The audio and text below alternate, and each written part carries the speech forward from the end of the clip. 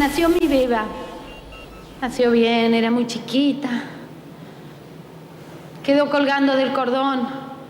Se cayó del asiento. Estaba en el piso. Yo le pedía por favor que me la alcancen, que me la dejen tener conmigo. Le pidió un trapo al de adelante, que cortó un trapo sucio. Y con eso ataron el cordón. Y seguimos camino. Mi beba lloraba. Yo seguía con las manos atrás. Yo seguía con los ojos vendados. No me la querían dar. Ese día hice la promesa que si mi beba vivía y yo vivía, iba a luchar todo el resto de mis días porque se hiciera justicia. Y yo lo único que decía en esa vez, una sola palabra: increíble, increíble.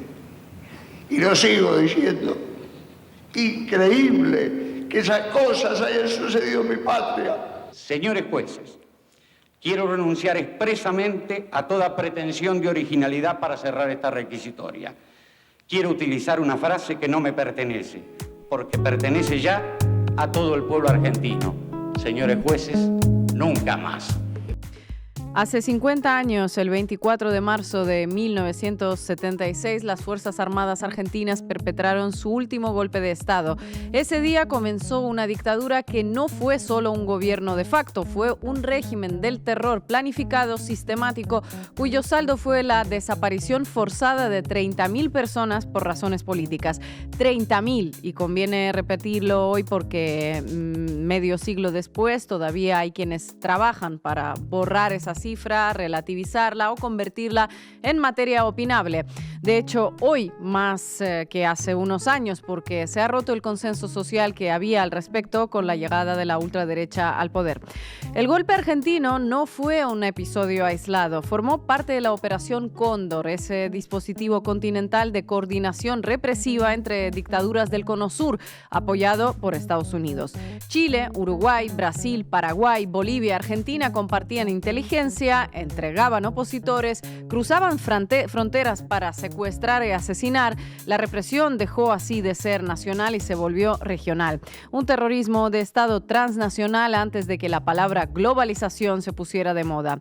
¿Para qué fue el golpe? Para imponer un modelo, para disciplinar a una sociedad, para destruir una correlación de fuerzas que con todas sus contradicciones todavía conservaba organización sindical, tejido industrial, movilización popular y una idea de país incompatible con el programa económico que venía a instalarse.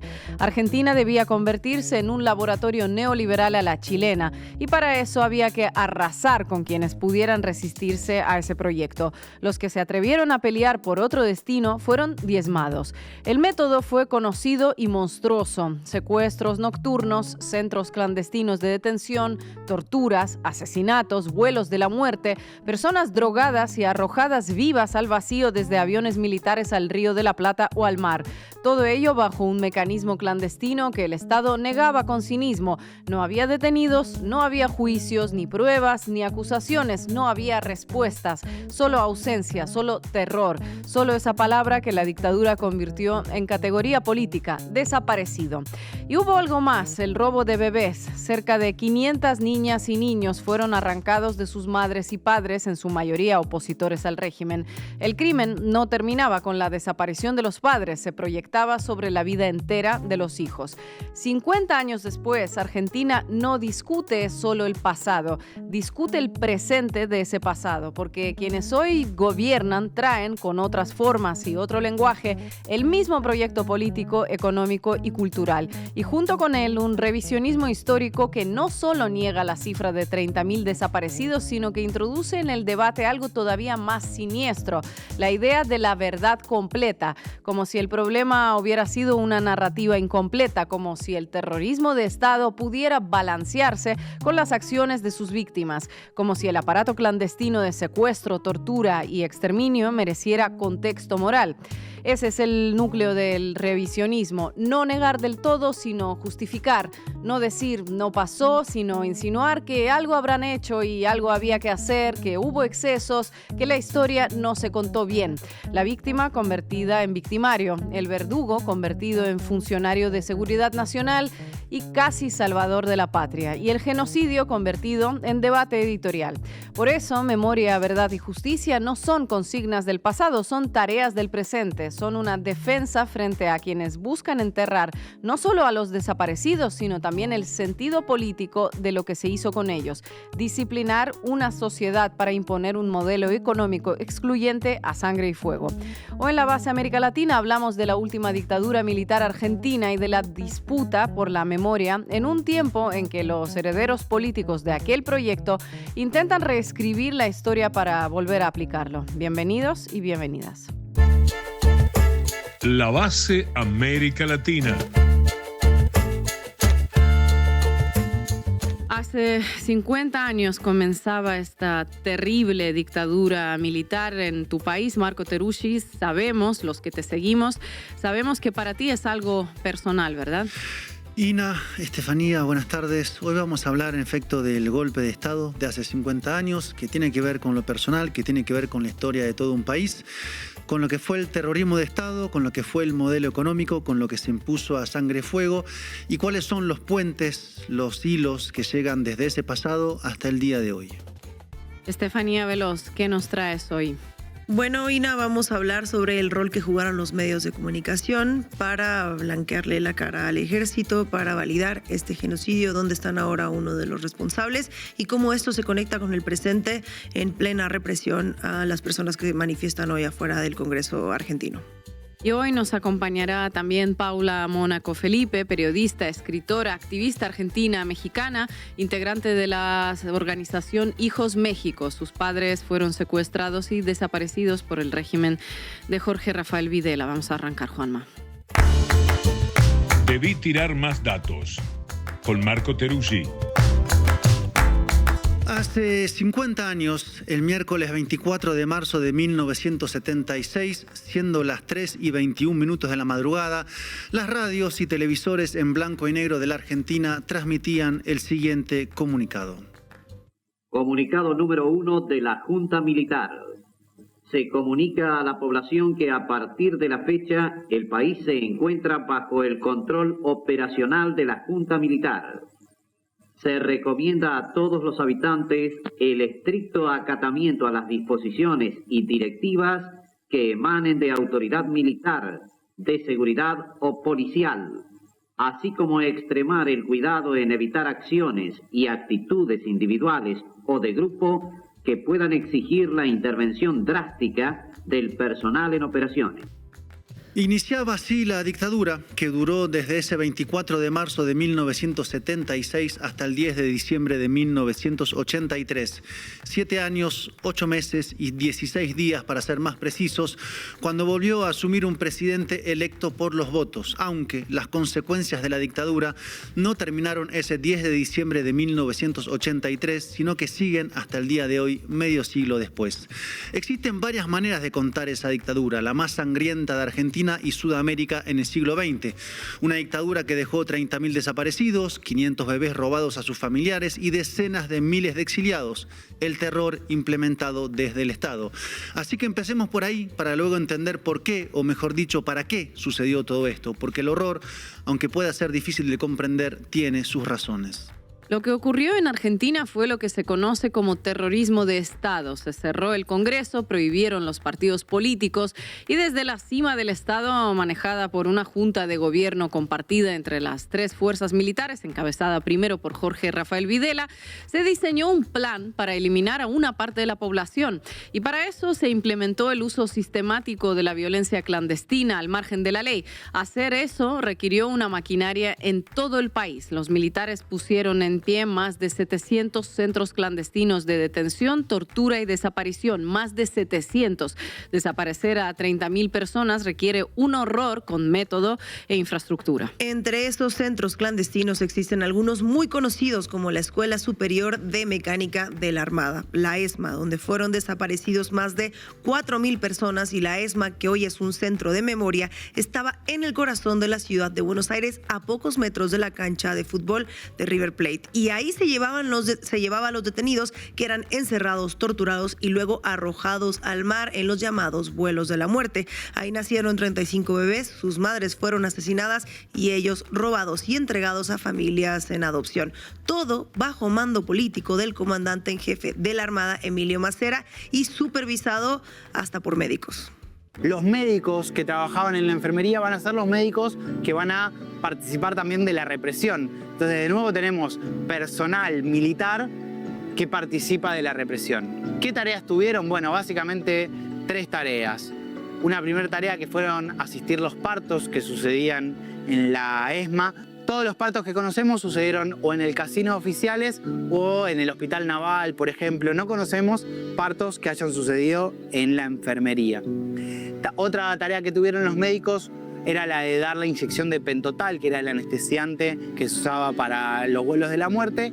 Y la tercera tenía que ver con los interrogatorios bajo tortura, donde el médico estaba para evitar la muerte del secuestrado. Si lo estaban torturando con picana eléctrica y entraba en paro cardiorrespiratorio, el trabajo del médico era sacarlo del paro y recomendarle a los oficiales de inteligencia que estaban llevando a cabo la tortura que no lo sigan torturando de esa manera, que lo torturen, pero con otra metodología para evitar la muerte del secuestrado. Claro, lo mantenía vivo para que siga siendo torturado. Exactamente, para que siga siendo torturado, para que diga la información que los militares necesitaban, claro. Que quede bien en claro que el poder lo tenían los militares, ¿no? De mantenerlos con vida o matarlos cuando ellos quisieran.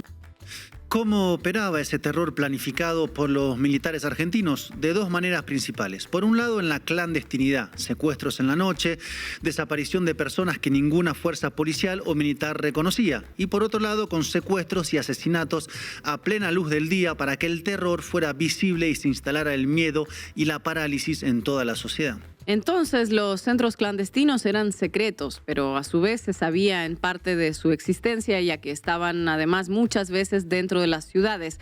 Lo que tardó más en conocerse fueron los métodos y la magnitud del terror, porque Argentina había tenido al menos 6 dictaduras en el siglo XX, pero nunca una como esta. Es decir, que se propusiera desaparecer a una parte entera de la sociedad, no dejar sobrevivientes ni mantener como rehenes a dirigentes de organizaciones, como pasó, por ejemplo, en Uruguay. Algunos represores en los años 90, cuando reinaba la impunidad por esos crímenes en la Argentina, lo dijeron abiertamente, que no había que dejar a ningún sobreviviente. Confiaban en que siempre serían impunes, como el torturador Julián Simón, conocido como el Turco Julián. En el caso que caía detenido, ese pasaba a, como usted me preguntó hace un rato, en qué forma interrogábamos a la persona.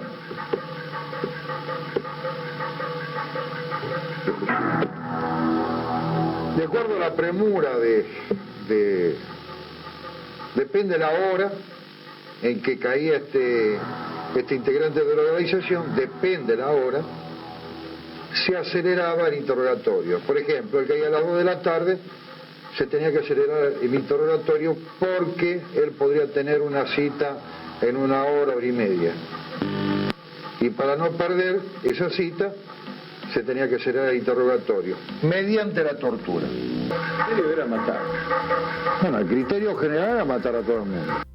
El criterio general era matar a todo el mundo. Lo decía así como si nada. Y este genocida que torturaba con la esvástica nazi falleció preso en el 2025 porque la impunidad que pensaba para siempre finalmente terminó a partir del año 2006 y fue condenado por secuestro, tortura y desaparición de 181 personas. Pero antes de ir a esta parte de la historia, a los juicios, vayamos a las razones del horror.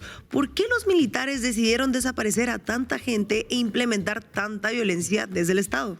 Acá entramos a un punto central y esto es clave, entender por qué pasó este terrorismo de Estado que no fue improvisado, sino planificado desde meses antes de su inicio. Y esa razón hay que buscarla en la economía. El terrorismo de Estado en Argentina vino a implementar mediante el terror el modelo neoliberal. Y el encargado del plan fue José Martínez de Hoz, procedente de una familia de la oligarquía terrateniente. De la mano de su plan económico, Argentina fue el segundo país del mundo en tener un modelo neoliberal. El primero había sido Chile, con el dictador Augusto Pinochet a partir del 73, y verán así cómo existe un vínculo directo entre las dictaduras y el neoliberalismo en América Latina. Hacía falta el terrorismo de Estado para imponer un modelo que significara tanta transferencia de riqueza de los trabajadores hacia los ricos. Escuchemos unos segundos a Martínez de Hoz explicando los logros de su plan económico implementado mientras miles de personas eran torturadas y desaparecidas. Presten mucha atención a la palabra que usa al iniciar cada punto y vean a quién le recuerda en el presente. En primer lugar, la libertad de precios. La eliminación de los controles de precios. En segundo término, la libertad de las transacciones cambiarias con la eliminación de los controles de cambio. Tercero, la libertad del comercio exterior con la eliminación de los monopolios a la exportación, por ejemplo, de granos y de carnes. Cuarto, la libertad de exportación a través de la eliminación de las prohibiciones y de los impuestos a las exportaciones.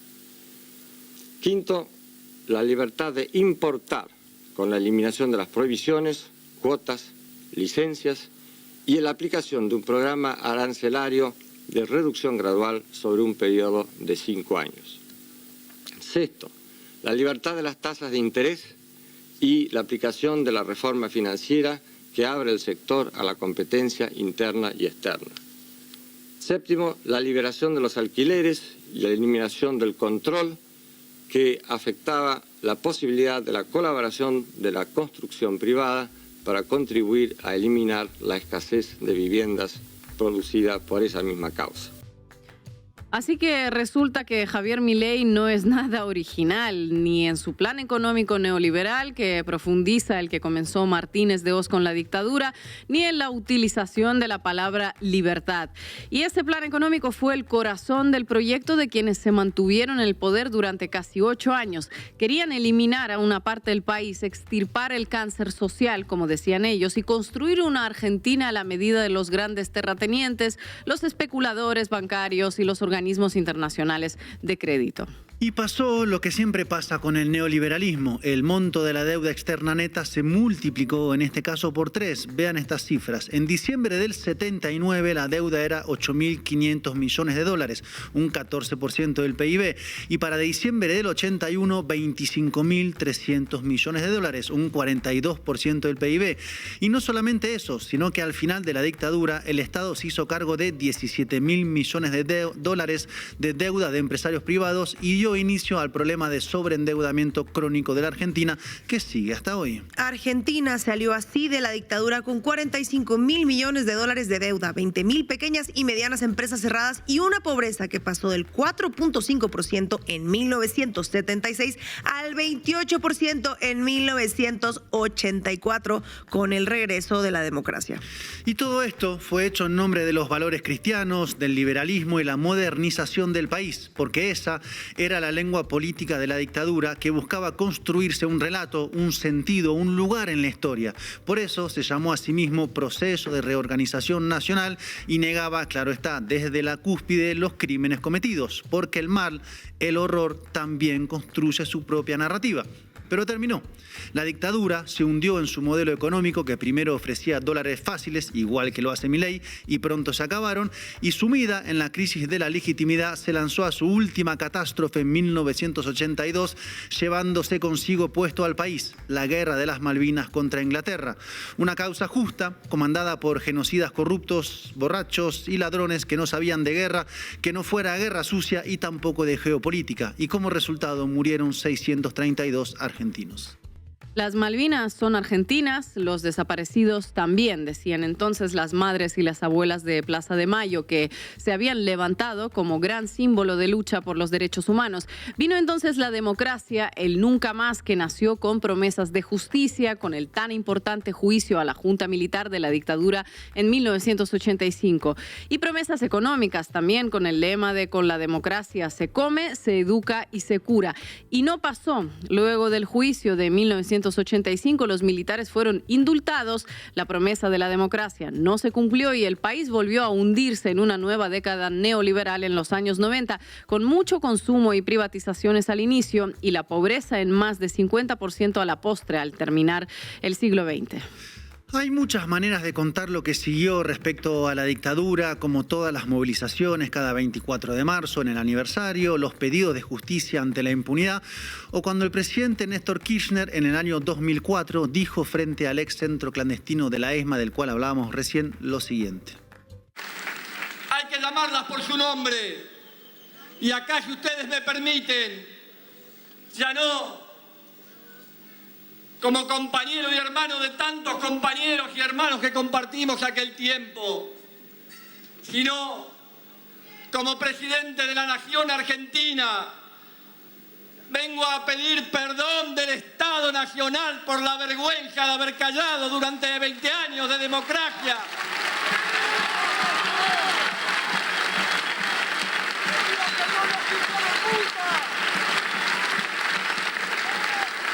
De tantas atrocidades.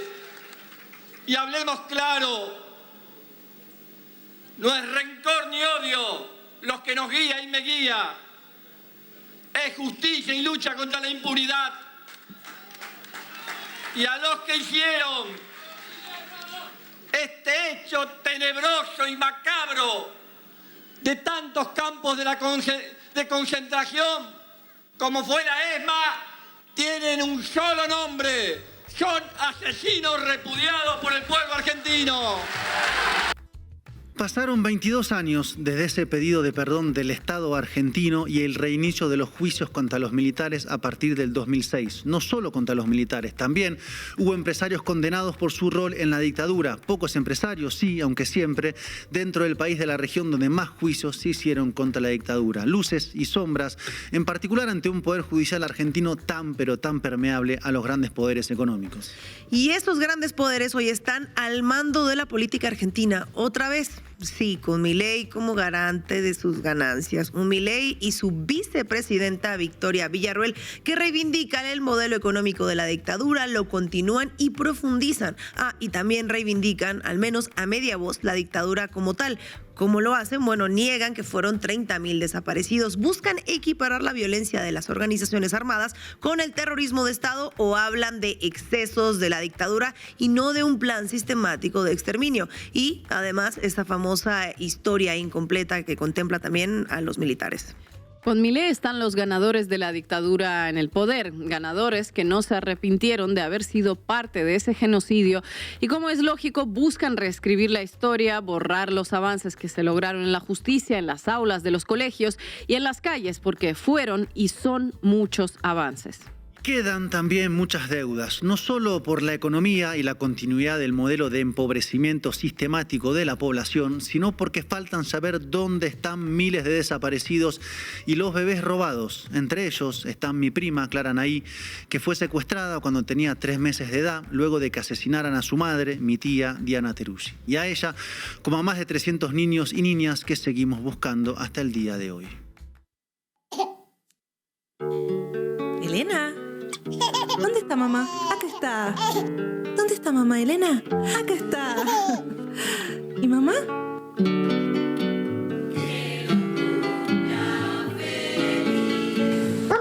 Clarita. Micaela. Clara. Presente. Clara. Por parte del presidente de la Nación, con referencia al indulto a los jefes militares. Clara Villarreal.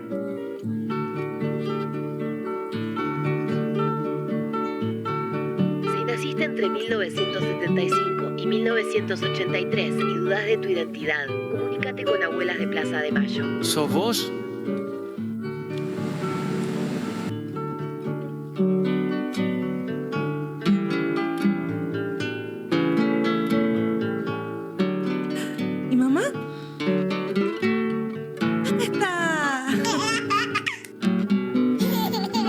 Te llamaron de otra manera, pero tu identidad siempre estuvo ahí. Elena.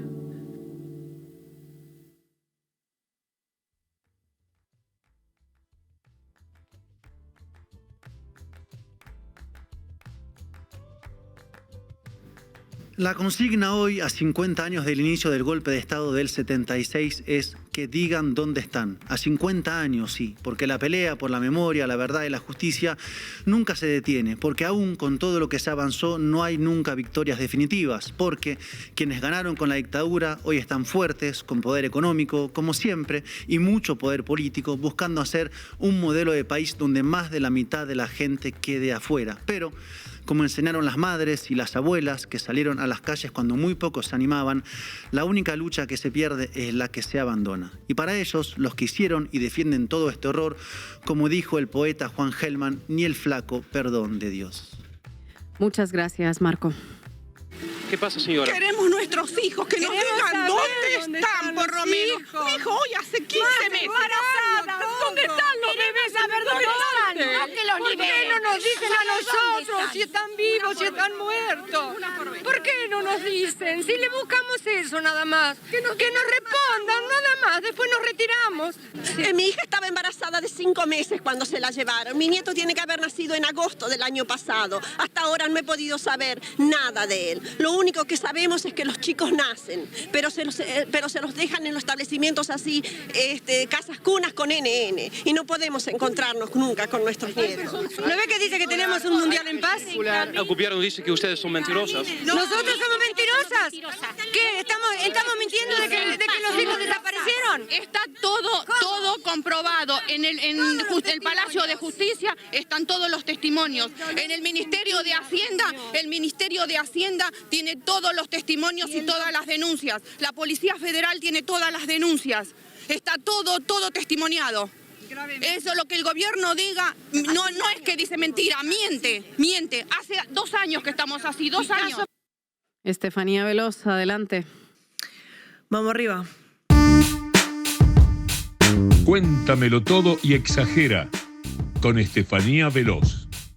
Para entender bien los 50 años del golpe de Estado en Argentina, tenemos que mirar cómo los diarios y los noticieros sirvieron como puente entre el horror del pasado y lo que está pasando hoy en las calles. Empezamos con la portada del diario Clarín del 24 de marzo de 1976. El diario evitó usar la palabra golpe y lo tituló simplemente Nuevo Gobierno. La ruptura del orden constitucional es presentada con el enunciado Nuevo Gobierno. El texto que desarrolla el golpe habla de un alejamiento de María Estela Martínez de Perón, y con esto presentaron la toma militar del poder como un simple trámite administrativo. Aquí no pasó nada, hubo un simple cambio de gobierno. Es una técnica, de hecho, muy pulida para esconder la verdad.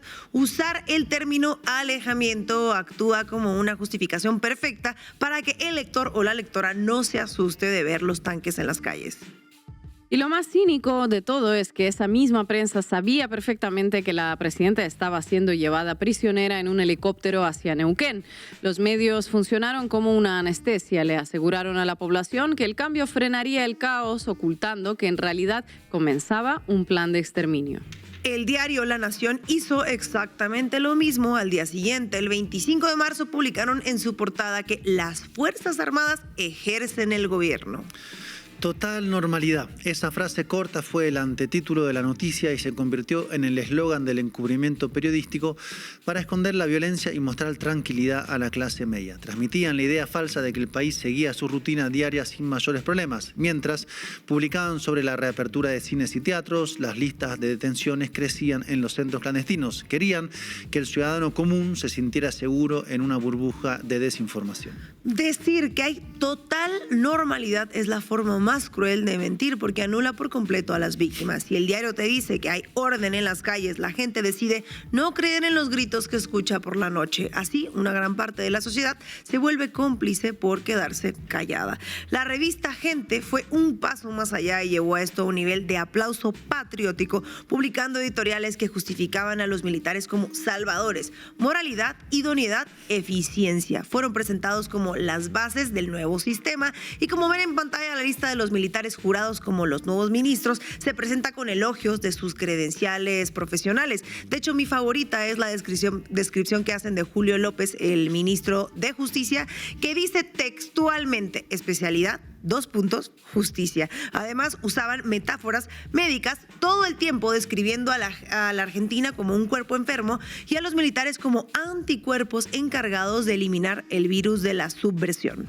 La palabra subversión era la excusa perfecta que permitía cualquier atrocidad en la vía pública. No solo incluía a los grupos armados, sino a cualquier persona que pensara distinto o que protestara. La prensa logró que cualquier pensamiento crítico fuera visto como un peligro enorme para la nación entera.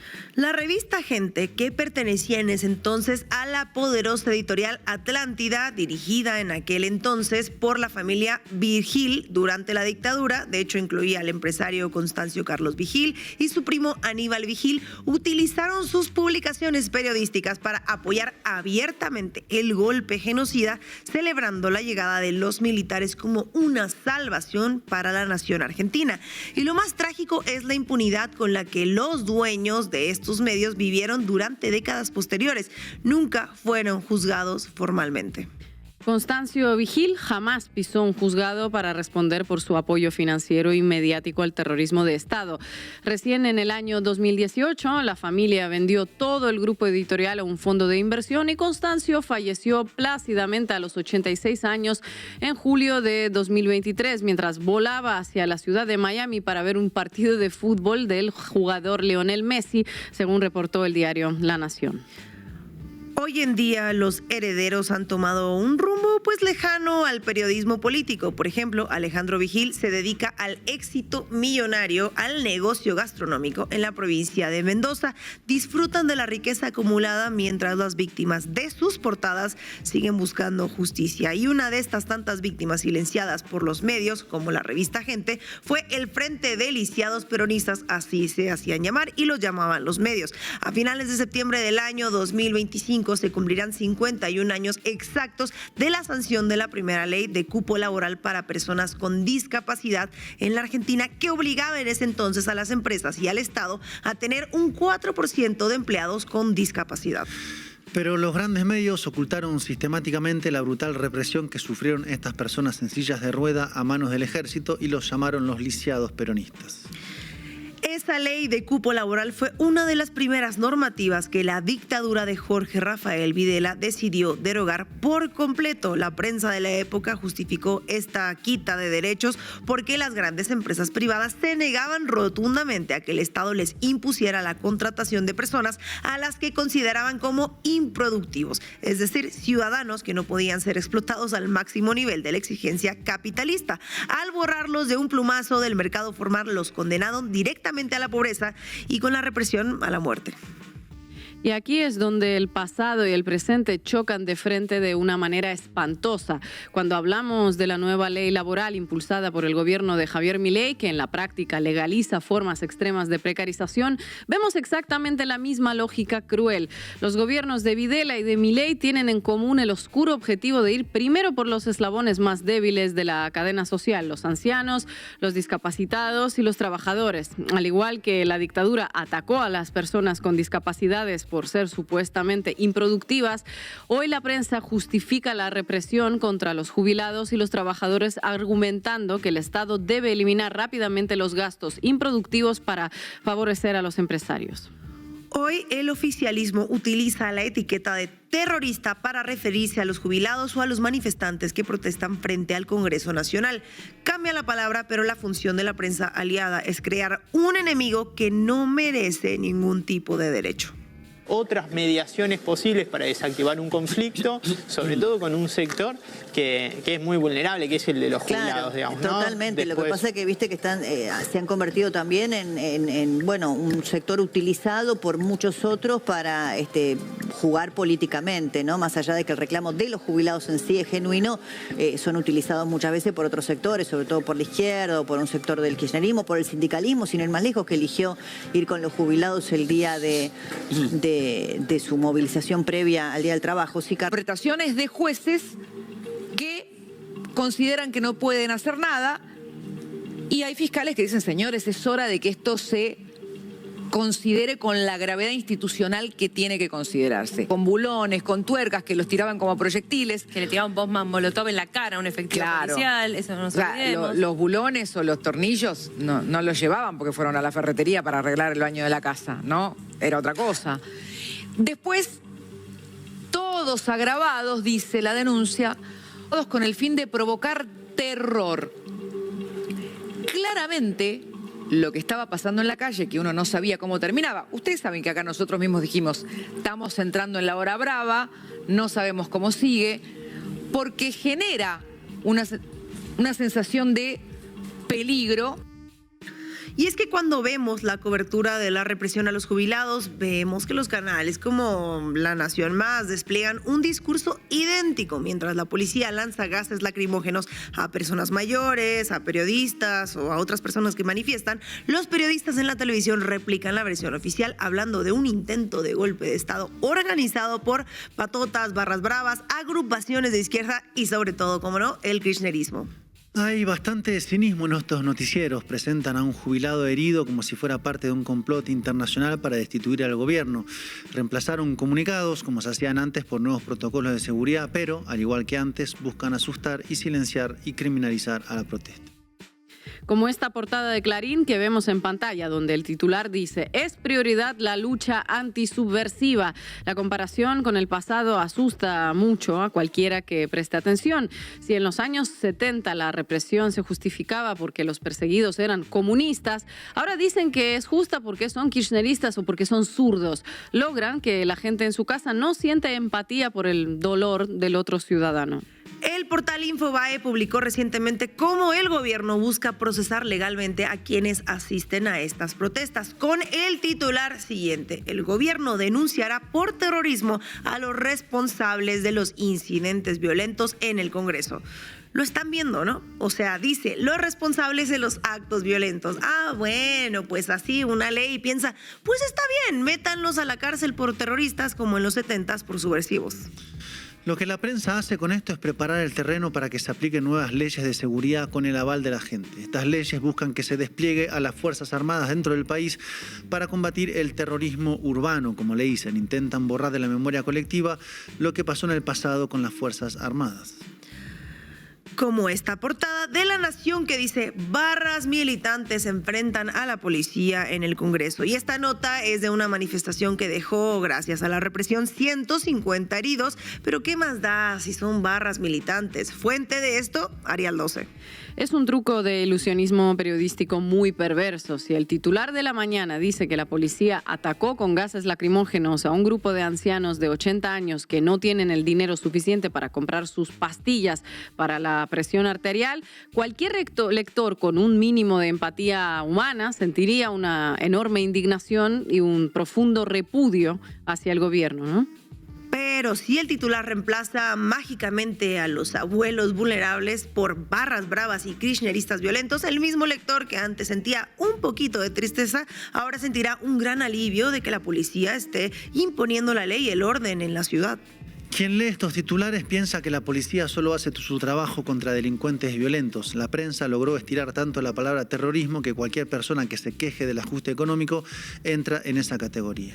Para ilustrar hasta qué punto los medios están dispuestos a distorsionar la realidad para proteger al poder político, debemos analizar uno de los episodios más surrealistas de esta cobertura mediática. Durante las protestas en el Congreso, las cámaras de televisión independiente registraron claramente cómo una mujer de 87 años de edad caía al suelo duramente, lastimada después del avance cerrado de las filas de la Policía Federal equipadas con escudos antidisturbios. La respuesta de los medios corporativos ante esta evidencia gráfica irrefutable fue desplegar una campaña de desinformación brutal y además inmediata. Vean esto, el diario La Nación llegó a publicar inicialmente en sus redes sociales que una jubilada le dio un bastonazo a un policía y provocó su caída, o sea, ella misma se cayó. Para ver qué tan profunda es esta mentira de los medios, tenemos que recordar cómo trataron a las madres de la Plaza de Mayo. En 1977, cuando empezaron a marchar, la prensa, como el diario La Nación, por ejemplo, las empezó a llamar de manera despectiva para aislarlas. Les decían las locas de la Plaza de Mayo y las llevaban así para quitarle todo el peso político a su búsqueda de justicia, diciendo que eran familiares de los terroristas y que no estaban en sus cabales por reclamar por sus hijos desaparecidos. Y este desprecio en los medios no era solo una burla, era una orden directa para que la sociedad las dejara completamente solas. Al publicar que las madres de delincuentes, como les llamaban, justificaban que la policía las golpeara, pues les tirara gases y les soltaran los perros en la plaza. Así lo hacían los medios. Y hoy el ataque sigue siendo igual de cruel a través de la televisión. La vicepresidenta Victoria Villarruel y los medios alineados al gobierno hablan constantemente del curro de los derechos humanos. Intentan convencer a la audiencia de que estas mujeres solo buscan sacar dinero del Estado, todo para destruir su enorme imagen moral. El 24 de marzo del 2024, el gobierno lanzó un video oficial hablando de la memoria completa. Construyen una balanza moral que es falsa y engañosa. El Estado tiene el poder total y las armas, pero la prensa quiere convencer al público de que las víctimas de la dictadura merecían morir por sus actos. Es igual a cuando te dicen hoy que un abuelo gaseado es un violento peligroso que ataca a la policía. Los medios actúan como jueces y verdugos al mismo tiempo. El presidente ataca a los periodistas que no piensan como él y los canales oficiales arman campañas de odio. Esto recuerda muchísimo a la censura previa a 1976, donde solo la voz del gobierno se consideraba la verdad absoluta. En 1976, los medios inventaban enfrentamientos armados para ocultar los fusilamientos clandestinos. Hoy inventan conspiraciones gigantescas y dicen que los jubilados quieren derrocar al presidente en el Congreso. Y para enfrentar a las supuestas conspiraciones de hoy, el gobierno busca cambiar las leyes de seguridad usando a los medios como su megáfono. En el noticiero del canal TN, el exministro de Defensa, Luis Petri, explicó por qué quiere usar a los militares en las calles argentinas.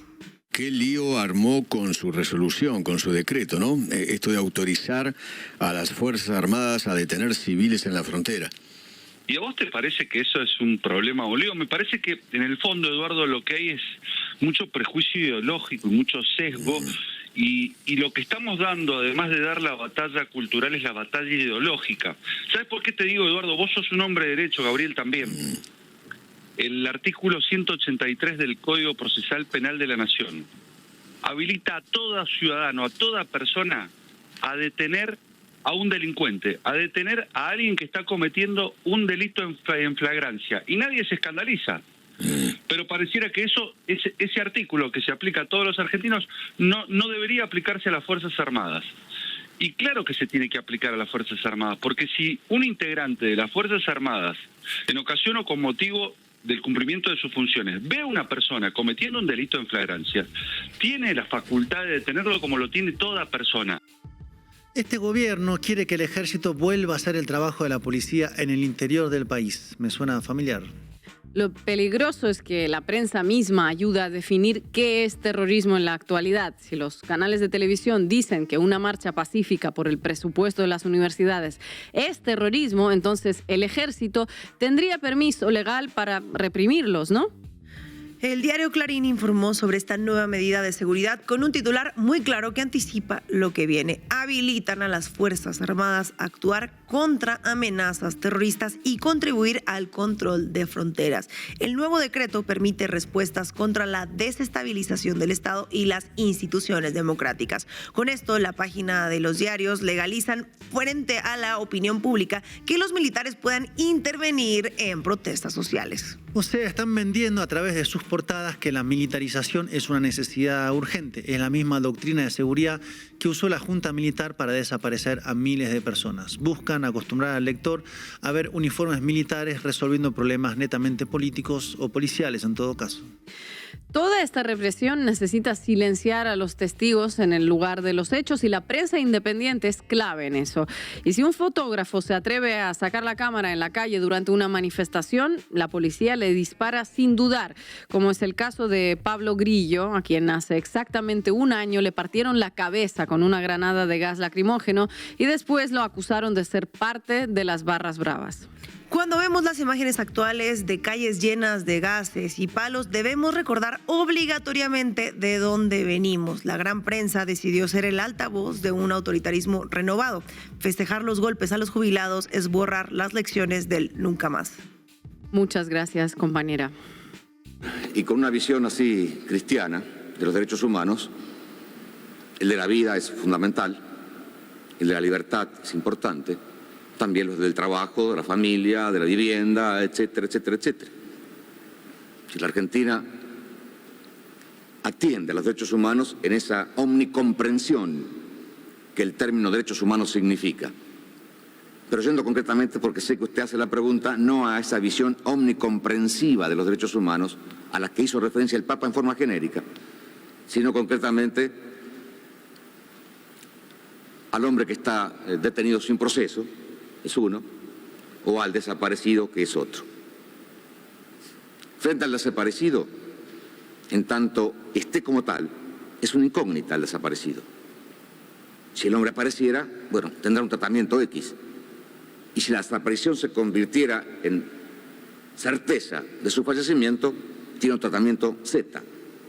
Pero mientras sea desaparecido, no puede tener ningún tratamiento especial. Es una incógnita, es un desaparecido. No tiene entidad, no está. Ni muerto ni vivo, está desaparecido. A buena entendedora, con Ina Afinogénova. La fecha del 24 de marzo de 1976 es más que la efeméride de otro golpe de Estado. La violencia ejercida desde el aparato estatal para asesinar y desaparecer a 30.000 personas excede a la violencia ejercida contra cada uno de sus cuerpos. A los 30.000 les tocó padecer en su carne y en sus huesos una violencia que los excedía y que estaba dirigida contra todo un país. La violencia implementada desde el Estado estaba destinada a un fin mucho más grande. Se trataba, como dijimos, de disciplinar a todo el cuerpo social. El asesinato y la desaparición de cada uno de ellos simboliza la muerte de todo un país y el nacimiento de uno nuevo, un país que nace en cautiverio y secuestrado. ¿Quiénes son los secuestradores? Los militares son la mano ejecutora del crimen. Los autores intelectuales y los grandes beneficiarios son el poder económico y el gran capital, tanto el extranjero como la fracción más concentrada del capital local. Por eso el 24 de marzo de 1976 es mucho más que otro golpe de Estado. Es la fecha bisagra en la historia reciente de Argentina. Durante los 7 años que duró aquel gobierno hasta 1983, murió un país que quiso ser industrial y que estaba encaminado a lograrlo. Y nació una nueva Argentina subordinada al mercado mundial, centrada en las finanzas y que hasta el día de hoy juega toda su suerte a las ventajas que le otorgó la naturaleza, la producción agropecuaria y la explotación de recursos naturales. La pregunta es, ¿alcanza con esto para que prosperen y puedan realizarse 47 millones de personas? La respuesta a la pregunta que plantea Estefanía la encontramos en un dato surgido la semana pasada. La gerente general de Uber en Argentina, Eli Frías, señaló que en los últimos 3 meses 1 millón de argentinos condujeron un Uber. Los obreros industriales con trabajo estable en blanco y sindicalmente organizados fueron reemplazados por lo que tenemos hoy, empleo precario y trabajadores desorganizados. El colectivo fue disuelto. Manipular individuos es mucho más sencillo que enfrentar a una comunidad organizada. Y todo esto que estamos diciendo no son daños colaterales. Uno de los objetivos de la dictadura fue modificar las relaciones de fuerza entre el capital y el trabajo, lo cual nos lleva a una pregunta. ¿Por qué para un sector determinado del poder era necesario modificar esas relaciones? En aquella Argentina, previa al 76, la clase obrera había demostrado el poder que surgía de la organización. La tasa de afiliación a los sindicatos se encontraba entre las más altas del mundo, algo atípico para las economías periféricas. Durante los años previos al comienzo de la dictadura, se produjeron además estallidos sociales que atravesaron toda la geografía del país. Algunos de ellos son conocidos como el Rosariazo, el Tucumanazo y el caso más emblemático fue el Cordobazo, que ocurrió en 1969 en la ciudad de Córdoba. La ciudad de Córdoba era por aquellos años uno de los mayores centros industriales. En ella se encontraba radicada parte de la industria automotriz, la industria ligada a la defensa y hasta una fábrica de aviones. La insurrección marcó un salto cualitativo en la maduración del movimiento popular y en su capacidad para impulsar un proyecto político propio desde los sectores subalternos. Aquella insurrección vio confluir a los obreros industriales con los estudiantes universitarios y a los sectores más progresivos del peronismo con otras franjas ideológicamente ubicadas en la izquierda. Esa unidad estaba simbolizada en los dos máximos dirigentes de la central sindical cordobesa. Uno era Atilio López, peronista, el otro era Agustín Tosco, se identificaba con tradiciones de izquierda. La unidad y la insurrección en el Cordobazo simboliza el momento en que el poder económico local y extranjero empiezan a tomar conciencia del peligro al que se enfrentan. Hay otro proyecto de país que no es el que desean los sectores dominantes, un proyecto que nace desde abajo y desde la organización popular. De eso se trata la dictadura y el golpe de Estado de 1976, abortar esa deriva y disciplinar a toda la sociedad. ¿Cómo hacerlo? El monstruo era la clase obrera organizada. Si el país seguía industrializándose, la clase obrera crecía en tamaño, en poder y en capacidad de disputar el rumbo a los sectores dominantes. La dictadura empieza a desindustrializar el país para debilitar a la clase obrera. ¿Cómo lo hace? La fórmula es la misma que se aplica hoy y que se aplicó otras 2 veces en el medio durante los gobiernos de Carlos Menem y de Mauricio Macri. El atraso cambiario y el dólar barato favorecen a las importaciones en detrimento de la producción nacional. A eso se sumó la rebaja de los aranceles. Pero aún así quedaban otros problemas para que el aluvión importador se pudiera terminar de desarrollar. Las barreras no arancelarias. Para poder vender un termotanque tiene que ser aprobado por la autoridad del área. Lo mismo vale para los alimentos. Para tener comida importada en el país tiene que pasar por la Dirección de Bromatología. ¿Qué hizo el equipo económico dirigido por el entonces ministro de Economía, José Alfredo Martínez de Hoz, que ya mencionó Marco? Se dedicó a desmontar todas esas regulaciones. Lo mismo realiza hoy Federico Sturzenegger, actual ministro de Desregulación. Analiza caso por caso y arma nuevas normativas que destraban la importación. ¿Cuál fue el resultado en aquel momento? ¿Cuál fue el resultado con Menem, con Macri? ¿Cuál es el resultado hoy? Un aluvión de importaciones que destruye la producción local, incrementa el desempleo y reduce a la clase obrera. Como señala Jorge Scharvers, un economista que se dedicó a estudiar la industrialización, la política industrial estaba supeditada al conflicto social. Dicho de otra manera y con algo de ironía, para la dictadura militar la lucha de clases era su prioridad número 1. Hay un decreto poco conocido de la dictadura que ilustra esa intención. Se trataba de una norma que se proponía proteger el medio ambiente en la provincia de Buenos Aires, pero curiosamente el texto del decreto no hablaba de daños ambientales. Establecía la cantidad de obreros que podía tener un establecimiento según dónde se encontrara ubicado. Lo que se buscaba era que las plantas industriales abandonaran los lugares más poblados y se radicaran en zonas alejadas y con poca población. ¿Cómo evitar que hubiera otro Cordobazo? Bueno, haciendo que en Córdoba no haya industrias. Y en paralelo se implementaron regímenes destinados a que las fábricas se radicaran en provincias como La Rioja, Catamarca o Tierra de Fuego, lugares donde no hubiera conflicto social o donde fuera fácil contenerlo. El éxito de esta política destructiva se puede corroborar en el censo industrial que se realizó en 1985. Para esa fecha, la ciudad y el Gran Buenos Aires tenían 123.000 obreros menos que 11 años atrás. En algunos distritos con gran cantidad de establecimientos manufactureros, la sangría fue peor. Son los casos de Avellaneda y de Lanús, 2 localidades del Gran Buenos Aires que perdieron más del 20% de los obreros industriales. Por su parte, las ciudades de Rosario y Córdoba perdieron el 15% de sus empleos industriales. Un ejemplo de esta dinámica fue la industria electrónica. Se trataba de empresas que habían empezado a producir sus propios productos, pero no estaban maduras, no podían soportar la apertura de las importaciones. ¿Qué hicieron entonces? Utilizaron las redes comerciales y la marca y se convirtieron en ensambladoras de partes importadas. Otras directamente importaban productos terminados, cerraron sus plantas industriales y despidieron a los ingenieros y a la mano de obra más calificada que ya no necesitaban. El sector automotriz es otra rama en el que se verifica el retroceso. En 1970, Argentina exportaba $10 millones en vehículos y autopartes. En 7 años se multiplicó por 14 y en 1977 alcanzó los $142 millones. La política antiindustrial de la dictadura en solo 3 años redujo esa cifra a 50 millones. Pero si la apuesta era por el campo, habrá funcionado bien la fabricación de tractores, ¿no? Me imagino, pero me parece que tampoco. Tampoco. En 1977 se fabricaron 24.000 tractores. 4 años después, en 1981, la cifra fue de 1.400 unidades, apenas el 5% de lo que había llegado a ser. El resultado global de la dictadura militar fue que el Producto Bruto Industrial en 1982 se ubicó 20 puntos porcentuales por debajo de lo que había llegado a ser. El Estado dejó de ser un Estado productor y se convirtió en entregador de negocios garantizados al capital privado. El industricidio que vive hoy mismo Argentina y al que dedicamos un programa entero hace algunas semanas es la continuidad lineal de ese proceso. Martínez de Hoz, el ministro de Economía de la dictadura, fue el cáncer que destruyó a la industria argentina y Javier Milei es la metástasis de Martínez de Hoz.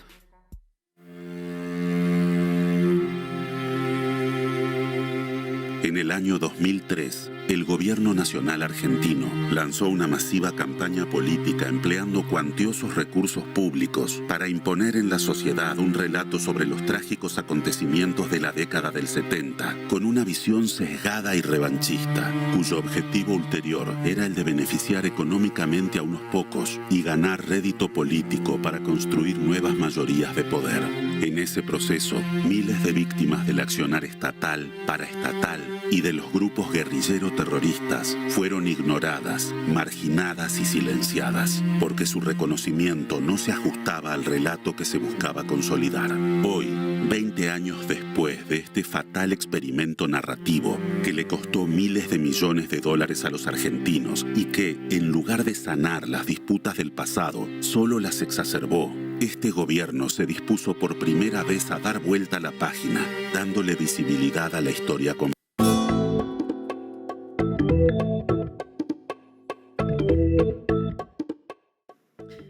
Bueno, acaban de ver un recorte de un vídeo de más de 1 hora que publicó el gobierno de Javier Milei. Como decía ese señor en los juicios que pusimos al principio, no sé quién es, increíble, ¿no? Increíble que eso haya pasado en Argentina y que esto esté pasando en Argentina hoy. Y hoy en la mesa de análisis nos acompaña Paula Mónaco Felipe. Ella es periodista, es escritora, activista argentina mexicana. Sus padres fueron secuestrados y desaparecidos por el régimen de Jorge Rafael Videla. La tenemos aquí. Paula, muchísimas gracias por estar con nosotros. Hola, muchas gracias por la invitación. Ina, gracias Estefanía, gracias Marco por este espacio. Paula, ¿nos podrías, por favor, contar tu historia, pensándola, repasándola en esta fecha tan particular de los 50 años desde el golpe militar? Pues bueno, brevemente, yo nací en la ciudad de Villa María, en la provincia de Córdoba, en Argentina. Soy hija de 2 personas militantes, activistas. Mi mamá, ella Esther Felipe, psicóloga. Mi papá, Luis Mónaco, periodista. Y además guerrilleros, militantes del ERP, fueron secuestrados en la ciudad de Villa María la madrugada del 11 de enero de 1978, llevados al centro clandestino de detención, tortura y exterminio conocido como La Perla, que queda en la provincia de Córdoba, por donde pasaron más de 2.000 personas que continúan en su mayoría desaparecidas. De acuerdo a diversos testimonios, mis papás estuvieron ahí algunos días y fueron fusilados en ese lugar. Y fueron ocultados sus cuerpos desde entonces, 11 de enero de 1978 al día de hoy. No les encontramos, les seguimos buscando. Ha existido una parte de justicia muy importante en el caso de mis papás. Mi familia siempre emprendió batallas judiciales y tuvimos una sentencia para 7 responsables de la desaparición de mis padres. Y bueno, esa parte creo que es algo muy importante, cómo cambia la forma en que vivimos cuando existe la posibilidad de justicia y la justicia concreta, pero también nos falta encontrarles, nos falta la verdad completa, y si de verdad completa o de relato completo habla hoy justamente el presidente de Argentina, a ese relato le faltan los cuerpos de las y los desaparecidos. Merecemos poder enterrarles, les seguimos buscando. Y yo además soy integrante de una organización que se llama Hijos por la Identidad y la Justicia contra el Olvido y el Silencio, desde 1995. Primero milité 10 años en Argentina y desde que vivo en México, hace 22 años, soy parte de Hijos México. Una organización básicamente integrada por hijos e hijas de personas desaparecidas, asesinadas, exiliadas, presas por razones políticas, y otros que no tienen a nadie desaparecido dentro de su familia, pero que asumen como propia esta lucha. Paula, gracias por estar en la base América Latina. Se cumplen 50 años. ¿Cómo evaluarías lo que se logró y todo lo que se logró en el contexto actual de un gobierno negacionista, revisionista? ¿Cómo estamos viendo la historia, la fotografía en este momento al cumplirse 50 años? Creo que la fotografía es un poco engañosa del presente, porque por ser Argentina un país donde gobierna Javier Milei, alguien que niega el genocidio, que justifica básicamente la desaparición de personas, y él fue elegido en las urnas, o sea, no solo gobierna, el pueblo argentino lo eligió. Por tener ese presente pareciera como que Argentina vive una derrota, y yo siento que en este tema, en el tema de memoria, verdad y justicia, en el tema de desaparecidos como en otros, es engañoso ver el presente solo como... Creo que el presente muestra una coyuntura muy específica en la cual hay una disputa de sentido, por supuesto, pero que pareciera como que todo se perdió. Y me parece que la memoria popular argentina goza de muy buena salud. Y muestra de eso es lo que ocurrió hoy, lo que está ocurriendo en estas horas de todos estos días, en torno a los 50 años del golpe. Y yo lo pienso desde mi propia experiencia. En la ciudad de Villa María, cuando yo era niña, contábamos 7 desaparecidos. Hoy contamos 18 desaparecidos, y no es que hubiera más, que se aumentara el número, sino que más personas se animaron a denunciarlo. Y cuando yo era niña hacíamos pequeñas protestas en el centro de la ciudad, donde éramos 7, 10 personas que ni nos animábamos a gritar.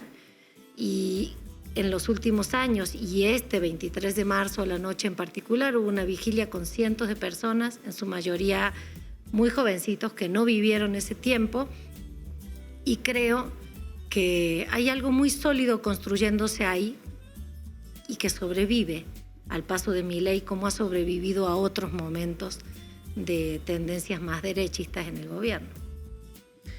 Paula, 50 años de esta dictadura asesina, ¿qué implica para México el exilio argentino y al mismo tiempo qué implica para Argentina, México en esta lucha por la justicia? México fue un país muy generoso con el exilio argentino. México recibió con los brazos abiertos a miles de personas que llegaron huyendo de la dictadura argentina. Y se pudieron insertar sobre todo en espacios como la academia, pudieron aportar también desde sus experiencias, y fueron bien tratados y bien valorados en general. Y fíjense que es también una paradoja, porque México, mientras recibía al exilio argentino con los brazos abiertos, el Estado mexicano desaparecía a sus activistas. Aquí, en 1969, es la primera desaparición forzada registrada, Epifanio Avilés, maestro en el estado de Guerrero, y a partir de ahí hubo una catarata de persecución y desaparición de militantes y activistas políticos, la mal llamada Guerra Sucia. Entonces sí fue un país que el pueblo y las autoridades recibieron bien al exilio argentino, pero que al mismo tiempo tenía un doble discurso, ¿no? Porque el Estado, porque desaparecía a sus ciudadanos aquí. Y son dos países que se van hermanando de distintos modos, y hoy ojalá Argentina mirara más hacia México también y acompañara. Yo siempre se lo reclamo luego a mis compañeros y a otros compañeros de organizaciones,